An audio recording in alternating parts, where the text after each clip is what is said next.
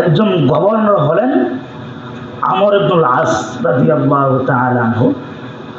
এটা হলো উমর ফারুক রাদিয়াল্লাহু তাআলা আনহুর জামানার কাহিনী। ওনার যখন খলিফা ছিলেন, প্রধানমন্ত্রী ছিলেন, সেই সময়ের কাহিনী। ওইখানে একটি নদীর নাম হলো নীল নদ।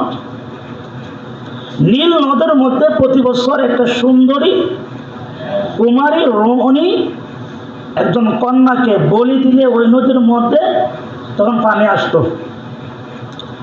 আমর ইবনুল আস রাদিয়াল্লাহু তাআলা আনহু উনি ওই বিষয়টা হযরত উমর ফারুক রাদিয়াল্লাহু তাআলা আনহুকে জানাইলেন যে আমিরুল মুমিনিন এই হালত। তখন আমিরুল মুমিনিনের পক্ষ থেকে একটা চিঠি বলছে, এই চিঠিটা নীল নদের মধ্যে তুমি রেখে দিবা। এই চিঠির মধ্যে কি লেখা শুনেন।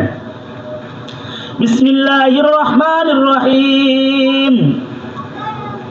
মিন আমিরিল মুমিনিন ইলা নীল মিসর ইন কুনতা তাজরি মিন ইনদিকা ফালা তাজরি ওয়া ইন কুনতা তাজরি মিন ইনদিল্লাহ ইজরি। ওই চিঠির মধ্যে লেখা আমিরুল মুমিনিন হযরত উমর ফারুক রাদিয়াল্লাহু তাআলা আনহুর পক্ষ থেকে নীল নদের নিকট চিঠি। আমিরুল মুমিনিন ওই নীল নদকে জিজ্ঞাসা করলেন, হে নীল নদ, নীল নদের মধ্যে যে পানি আসে, এই পানি যদি তোমার পক্ষ থেকে প্রবাহিত হয়, তোমার পক্ষ থেকে আসে, তাহলে এই নীল নদের মধ্যে পানি আসার প্রয়োজন নাই, পানি দরকার নাই। নীল নদকে বলে, হে নীল নদ, যদি এই পানি আল্লাহর পক্ষ থেকে আসে তাহলে তুমি আবার প্রবাহিত হয়ে যাও। দেখেন একজন ইমানদারের ভাবার কতটুকু।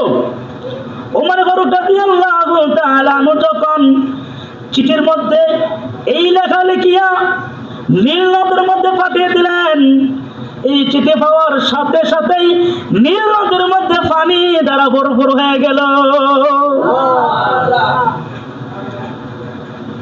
গত বছর যে পানি ছিল এর থেকে বেশি পরিমাণে পানি এবছর বেশি হয়েছে। এমনকি ওই উমর ফারুক রাদিয়াল্লাহু তাআলা আনহুর চিঠির কারণে এই নীল নদের পানি আজও শুকায় নাই। চিন্তা করছেন মুমিনের বাবার আছে না নাই? জোরে বলেন।